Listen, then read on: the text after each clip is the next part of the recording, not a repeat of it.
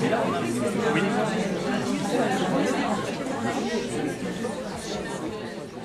suis content évidemment d'être là parce que, enfin vous le savez, je dois énormément à la Bretagne, j'étais un petit Parisien et donc je travaillais bien parce que j'aimais apprendre et puis je voulais pas qu'on m'ennuie.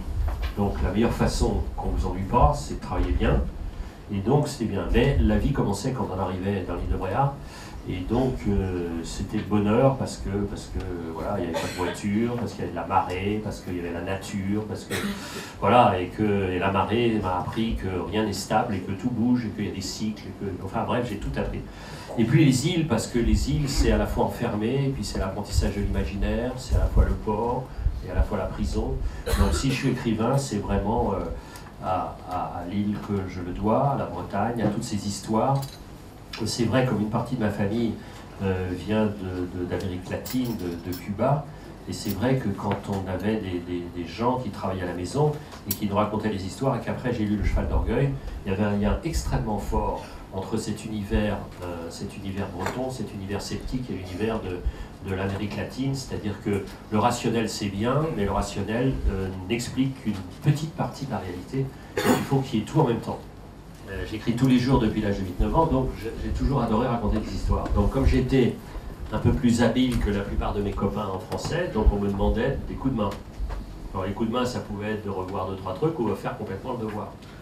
Donc il y avait là, toujours des solutions de... Malheureusement, à l'époque, en classe, c'était pas mixte. Donc, il y avait moins de...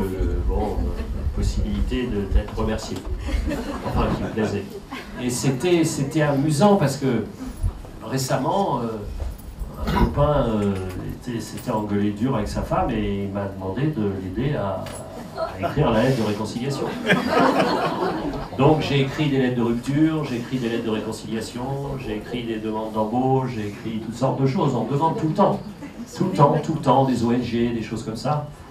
Il se trouve que j'ai écrit un livre sur l'eau. Donc l'avenir de l'eau. Et que ce que j'ai découvert à la suite du livre sur l'eau, c'est qu'il y avait un problème d'eau potable, mais peut-être encore plus un problème de l'assainissement.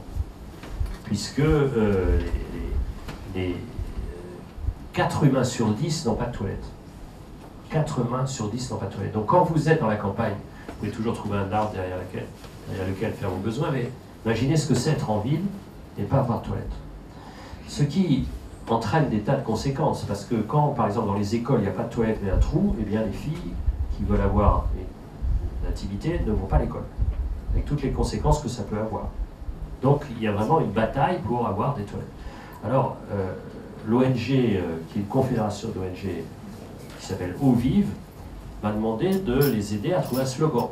Et alors, le slogan que j'ai trouvé pour Eau Vive et pour défendre leur campagne va sans doute entraîner un procès.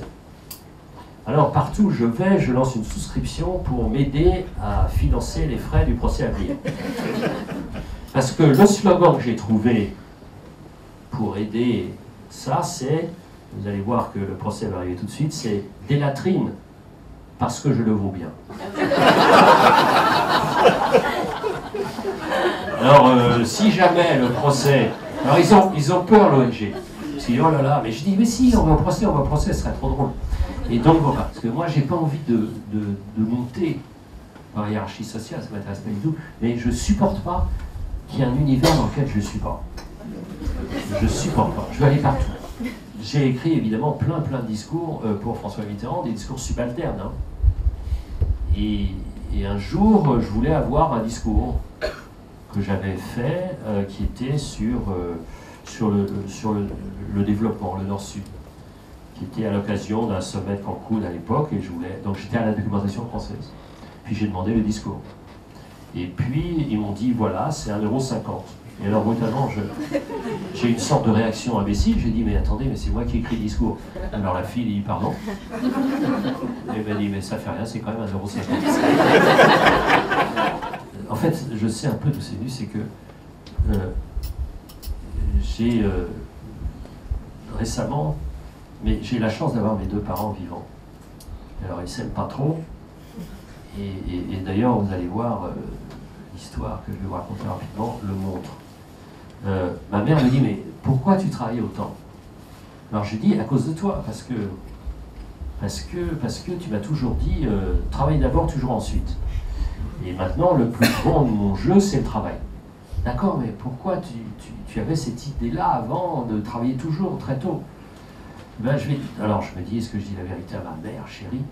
Alors je dis, ben, je vais dire la vérité. Et donc voilà. On était un jour un dimanche, et il y avait le même repas, le dimanche, déjeuner, avec toujours les mêmes amis, toujours aussi chiant. Et je me disais, mais c'est pas possible quand même. Il y a forcément des gens intéressants. Et c'est fin des années 50, il y a des gens passionnants quand même. Et pourquoi on voit toujours les mêmes gens qui racontent toujours les mêmes choses, toujours aussi chiants? Et donc, le projet m'est venu à l'âge de 10 ans, je travaillerai pour rencontrer les gens les plus intéressants de l'époque. Donc ça peut être en bas, en haut, à côté, à droite, à gauche. J'ai dit, donc tu vois pourquoi j'ai tant travaillé? Parce que avant, je m'ennuyais chez vous, quoi. Je m'ennuyais. Alors elle se tait, et elle a cette réponse formidable. Et tu sais bien, c'était à cause de ton père. Moi, ma famille est socialiste, reste socialiste. Je suis accablé de tout ce que je vois, évidemment. Bon, franchement, c'est n'importe quoi, mais enfin, je ne change pas de famille pour autant. Et donc, quand j'ai fait mon livre sur le coton, je me suis baladé dans le monde entier. Conclusion 1. En gros, les autres bossent plus que nous. C'est désolé, mais ils bossent plus que nous. D'ailleurs, à ce point, Charles, j'ai rencontré un type formidable avec qui je vais bosser, qui est le président des jeunes agriculteurs et qui est du Gers. Et il m'a dit, oui, nous sommes quand même des enfants gâtés chez nous. Alors, il y a des gens qui traversent des drames, etc., mais par rapport à eux, des enfants gâtés. Et il m'a dit, alors, tu sais comment on appelle chez nous les enfants gâtés? Eh bien, non, je dis non, il y a les enfants gâtés, je veux dire, ils sont comme le confit, nés le cul dans la graisse. Et ça, alors je vais vous dire, quand j'apprends une formule comme ça, mais je suis le plus joyeux qui soit, et j'essaye de la transmettre, pour qu'à votre tour vous la transmettiez, et que cette expression typiquement gersoise fasse florès dans le Finistère nord et sud, jusqu'au Cap Sizun. Voilà, sans arrêt ce genre de questions, donc plus de travail, plus de détails, de relations avec son pays, et plus de famille. Alors ils m'ont dit, travail, famille, patrie, enseignant, voilà, pétiliste, pétain, je suis... Là vous avez devant vous un pétiliste. Par rapport au monde que nous avons connu, qui est un monde assez stable, où les changements se font lentement, on est dans un monde où tout s'accélère, et où ces adaptations qui sont nécessaires pour survivre vont à toute vitesse. D'où le stress. D'où la nécessité quand même d'aider les êtres humains à supporter cette violence d'adaptation permanente.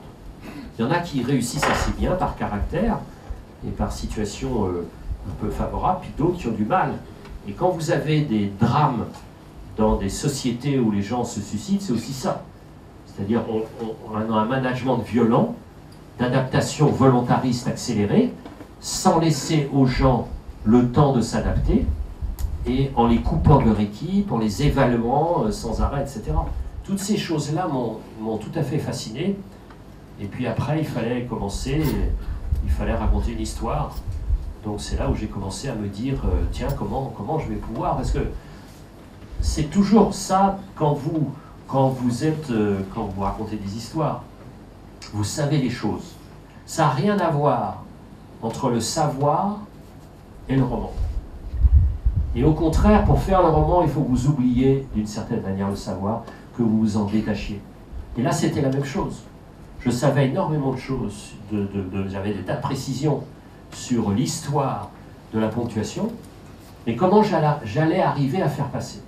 Et alors je me suis dit que mon héroïne, Jeanne, racontait, grâce à la ponctuation, les épisodes de la vie amoureuse très très riche de son frère.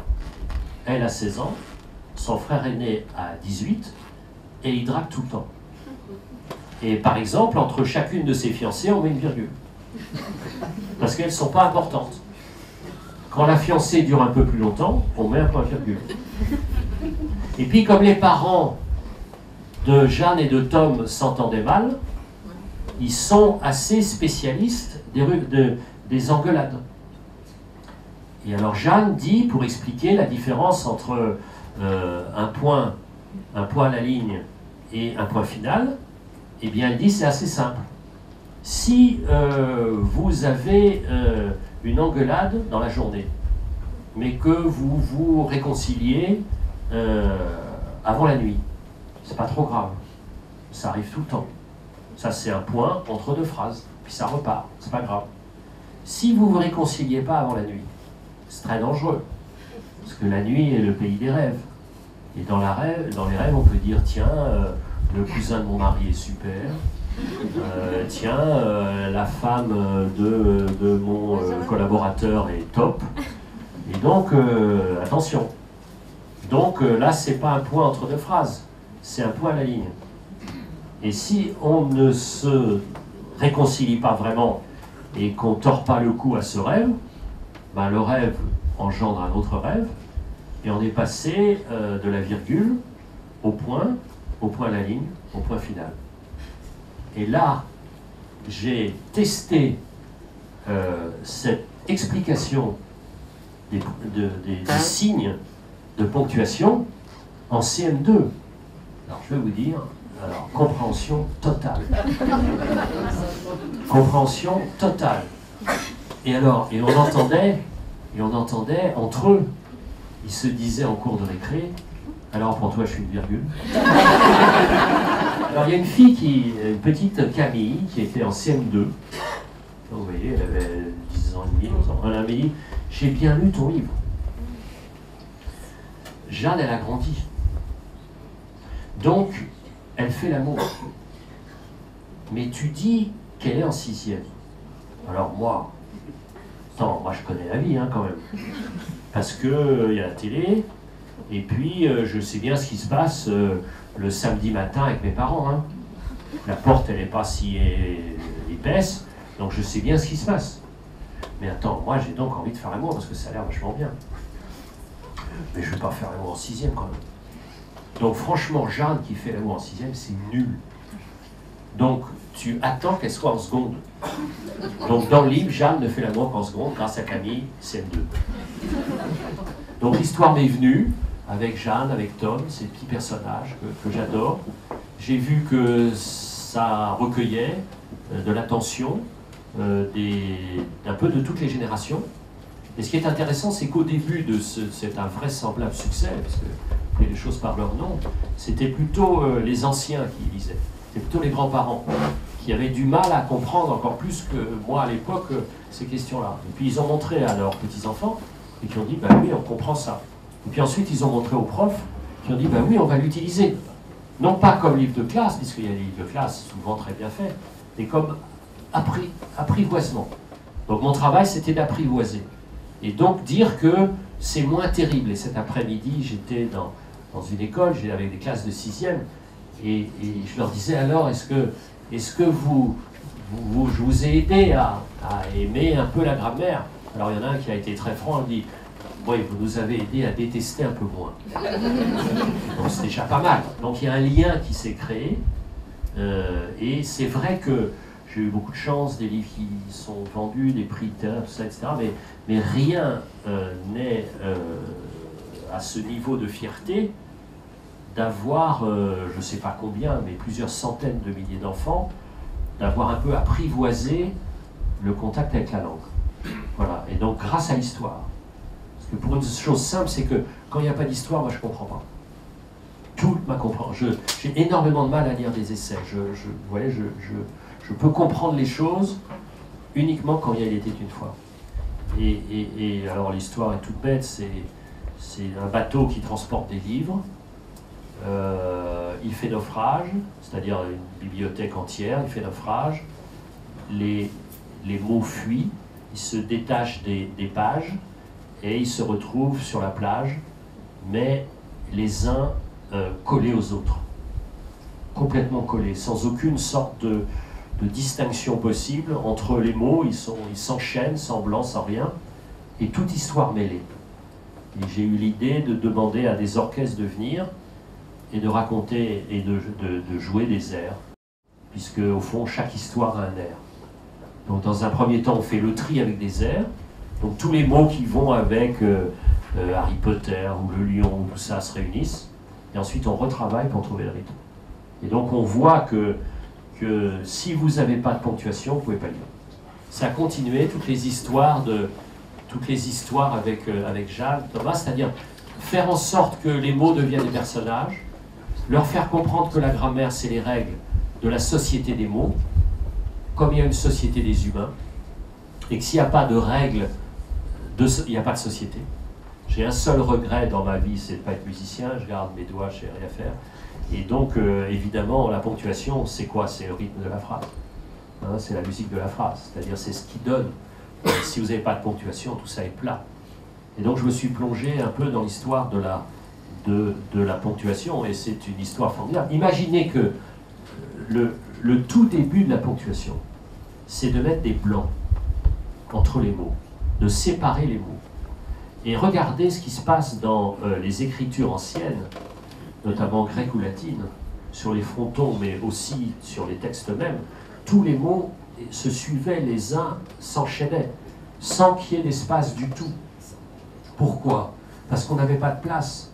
On n'avait pas de place sur la pierre, sur le marbre, mais on n'avait aussi pas de place sur les peaux d'animaux, le vélin sur lesquels qui faisaient les pages des livres. Ça coûtait cher, il y avait des traitements importants qu'on faisait subir à toutes ces peaux d'animaux pour écrire dessus. Et donc, on invente, c'est les typographes, c'est ceux qui mettent en page, qui inventent des signes. Pourquoi? Par commodité. Ils disent, ben, tiens, on va mettre des majuscules. La majuscule est aussi une ponctuation. C'est un repère dans la lecture. Et puis on met le point, et puis on passe à la ligne. Et entre un point et un point à la ligne, c'est tout à fait différent. Et puis ensuite, on va mettre des virgules. Et puis, etc. Et on met... Hein. Et alors, il y a des tas de légendes qui courent, parce qu'on ne connaît pas trop le moment auquel chacun des signes a été inventé. Mais on dit, par exemple, que les guillemets ont été inventés par un certain typographe à la fin du XVIIIe, qui s'appelait M. Guillaume.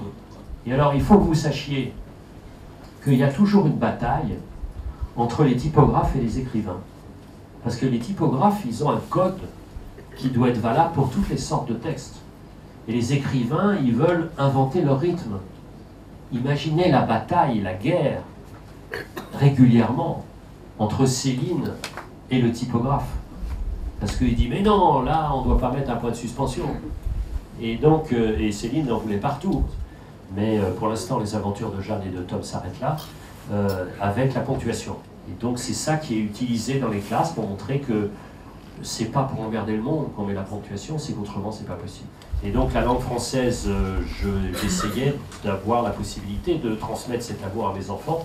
J'avais énormément de mal à comprendre les questions qu'on posait en français à mes enfants. Parce que l'apprentissage de la langue avait changé, parce qu'il y avait des nouveaux concepts qui étaient arrivés, pourquoi pas, mais il y avait des jargons qui me semblaient pas tout à fait pertinents. Et je me disais que si moi je ne comprends pas les questions qu'on pose en français à mes enfants, ça pose un problème. Et donc d'ailleurs on avait fait un club, des gens où il y avait l'ancien doyen de la faculté de droit Georges Vedel, il y avait le patron de l'assistance publique, il y avait le patron de la Bibliothèque nationale, et le club était le suivant, la règle du club était le suivant, on devait faire chaque année un devoir de français de nos enfants. Et celui qui avait la moyenne était exclu du club. Eh bien, personne n'a été exclu du club. C'est-à-dire qu'aucun de ceux-là n'avait la moyenne. Alors quand même, le français, doit être la langue de la tribu, c'est la République par excellence, c'est le lien par excellence, c'est la transmission. Je me disais qu'il y avait un petit problème. Alors j'ai commencé ça comme ça, par hasard, et puis j'ai été complètement submergé par l'envie, l'intérêt et la continuation. Des gens qui, évidemment, moi je suis prof, hein, je ne suis pas du tout créateur. Moi vraiment j'adore apprendre, j'adore transmettre. Ce que je reproche peut-être le plus à l'enseignement du français maintenant, c'est d'analyser trop par rapport à la pratique. et qu'on laisse aller un peu l'imaginaire. Évidemment, il peut savoir les choses, mais qu'on laisse aller l'imaginaire et qu'on ne retire pas en le desséchant la magie gourmande de la langue. Voilà, la langue, c'est pas des mathématiques. Quand on fait des mathématiques, on fait des mathématiques. Mais mathématiser la langue, je pense que c'est une mauvaise idée. Vous savez les chiffres, hein. On dit 15 ou 16% d'élèves de 6e qui maîtrisent mal à l'écrit et à l'oral la langue. En fait, ça doit être 16, 17, 18%, et surtout ça augmente chaque année. Cette affaire-là, dont on ne parle qu'assez peu, est un drame. C'était pas un drame avant parce que l'écrit n'avait pas autant d'importance. On pouvait vivre en ayant une très mauvaise maîtrise de la langue. Alors que maintenant, tout passe par l'écrit. Tout passe par l'écrit, tout. Mais même les SMS, tout passe par l'écrit.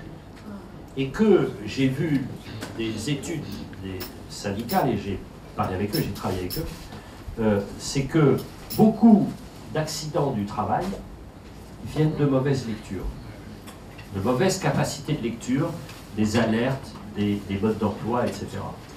Donc, plus ça va aller, plus l'écrit va prendre d'importance, et d'une certaine manière, plus l'illettrisme avance. Donc non seulement vous fabriquez des exclus, mais vous mettez les gens en danger. Donc cette question-là est absolument centrale. Donc ma position vis-à-vis de l'éducation nationale, sur ce point-là, est de dire, c'est bien gentil les options, mais les options, c'est la fuite en avant. Et il y a des fondamentaux. Et les fondamentaux, c'est apprendre à lire, à écrire, à compter. Il y a deux sortes de fautes. Il y a les fautes qui tiennent à la manière d'écrire les mots. Et moi, je ne trouve pas ça complètement dramatique, parce que je fais des fautes de redoublement de consonnes, parce que il y a des arbitraires avec les tirets, je suis très mauvais dans les tirets, etc. etc. Ça, bon, je fais toujours très attention, j'essaye, je regarde le dictionnaire, et que le dictionnaire soit papier ou le dictionnaire soit électronique, au fond, il n'y a pas de différence. Et là, je serai assez coulant là-dessus. Mais sur les fautes de grammaire, c'est-à-dire la logique même de la langue, là, je serai impitoyable. Il y a 10 règles. 10 règles. C'est facile quand même. Ils apprennent des tas de choses, il y a 10 règles. Donc on apprend les 10 règles, on évite 90% des fautes de grammaire. Okay. On dit, ah, l'accord du participe passé, c'est quand même pas compliqué. Franchement. Donc, coup de pied au cul. Pour répondre et ne pas répondre à votre question, on va voir ce que ça va donner. Il y a un nouvel outil qui est le SMS. Correspondant à cet outil, il y a des nouvelles langues. De la même manière qu'en peinture, quand on a eu des peintures différentes, il y avait des formes d'art un peu différentes. On va voir. Ce que je vois, c'est quand même le taux d'écrit dans les rapports humains maintenant par rapport à il y a 10 ans a énormément augmenté.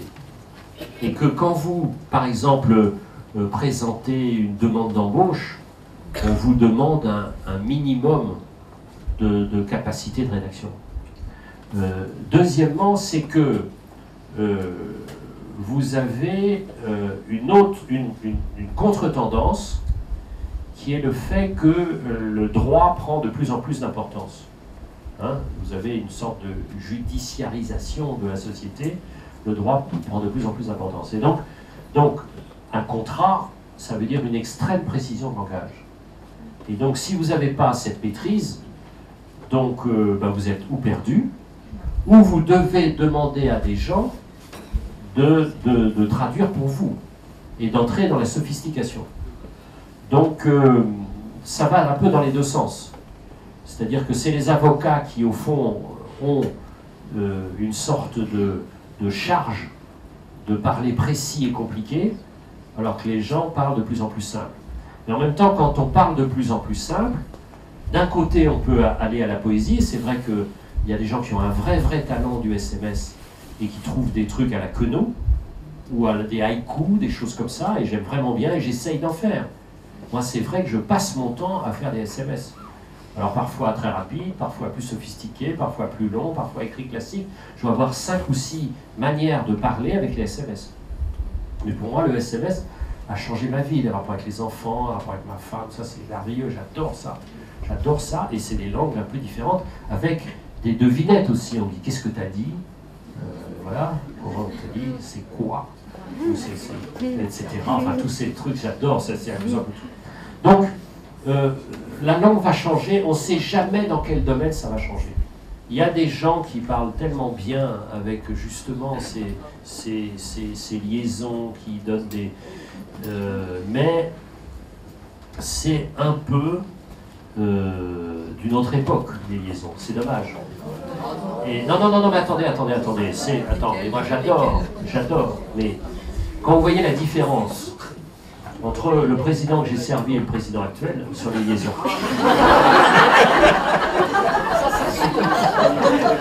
Et lui, le président, alors on pourrait dire, si on était psychanalyste de bazar, on pourrait dire que les liaisons, il aimait ça. Même les mauvaises. Mais lui, c'était, alors il faisait sonner les S comme ça. Il était, je me souviens quand il était à la coupe, le pupitre comme ça. Franchement, il faisait comme ça, comme, vous savez, comme les dictées à l'ancienne. Tout ça. Les moissons. Et Mitterrand, c'était comme ça. Alors l'autre, il est haché quand même. Hein, il hache ses phrases. Hein, il hache ses phrases. Donc c'est un peu différent. Donc il faudrait, mais vous savez, on a tellement de chantiers sur la langue, si je puis dire, à propos de la langue. On a tellement de chantiers que déjà, si on réussit à ce que 80% d'une classe d'âge manie à peu près correctement la langue en 6e ou 5e, ça sera déjà pas mal. Et donc, qu'on n'ait pas un minimum d'effort d'apprentissage de la langue, c'est vrai que ça, je ne comprends pas, parce que c'est quand même tellement agréable. Ça, c'est vraiment ce qu'on appelait de ce très très beau mot, les humanités, c'est-à-dire latin, grec et tout ça, bien sûr, et que je dois vraiment ma relativement bonne connaissance de la langue française au latin. Et donc, parce que c'est la structure sous la structure, et que c'était là-dessus. Bon, ça, c'est sans doute, c'est dommage, mais c'est sans doute un autre monde, et c'est pour ça qu'au théâtre, c'est une telle merveille. Parce que Racine, c'est les allitérations. Donc, si on ne fait pas, on ne respecte pas ces liaisons, on perd la moitié de Racine. Il faut entrer en résistance, mais je suis plus optimiste sur certaines îles. Regardez, je me souviens quand j'étais conseiller culturel du président de la République, on s'est battu pour libérer les radios, mais en même temps imposer des quotas à la chanson française. Et il n'y avait plus de toute chanson française.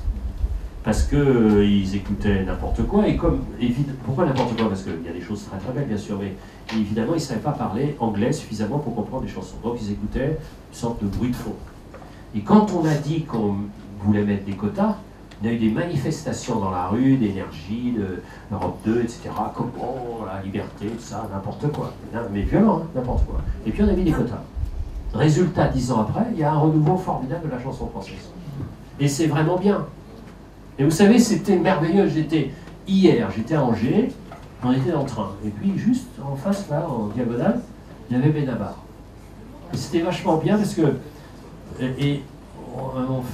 on se reconnaît, et puis après, je m'en vais, je descendais à Angers, lui continuait, et j'ai juste fait le geste comme ça, et lui il dit merci, et c'était partout. Et il y avait deux, comment dire, amoureux fous de la langue française, parce que c'est des super histoires, là-bas.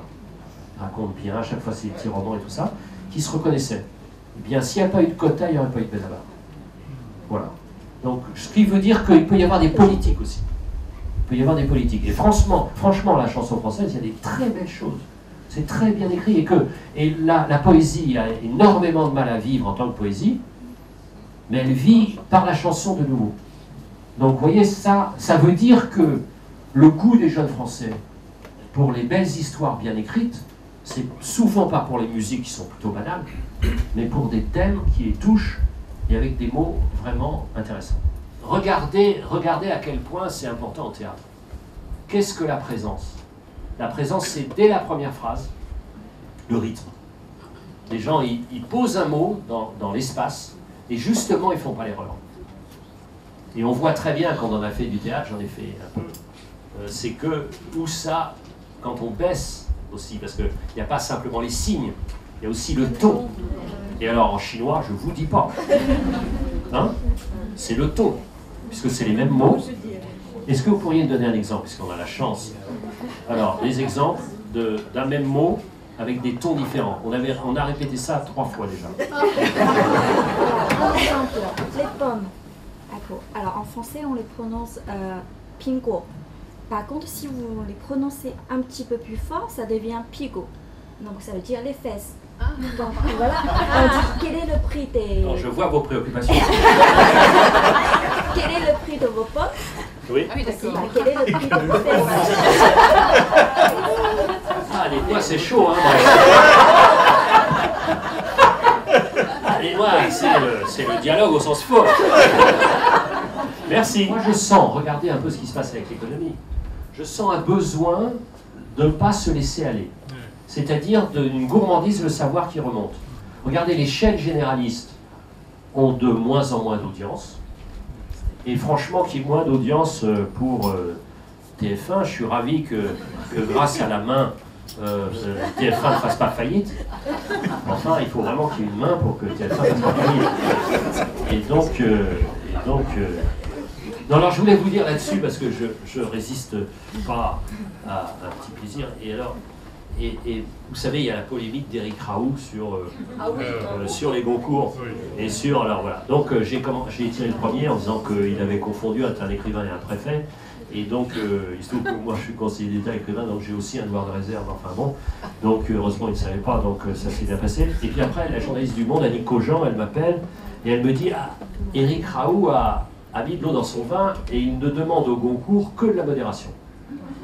Non, je dis, oh, super idée, monsieur Raoult, ça c'est formidable. Imaginez que le Goncourt ait existé vers 1850. Imaginez donc que Victor Hugo et le Goncourt. Alors comme il y a le Goncourt, il y a une obligation de modération, donc par souci de modération, il aurait changé son titre. Et au lieu d'appeler Les Misérables, il aurait dit Les Classes Moyennes. Alors il paraît qu'Éric Raoult me déteste. Donc protégez-moi. Donc j'ai 2 demandes. Hein. 1, si j'ai un procès avec Victoria, et 2, si Raoult attaque.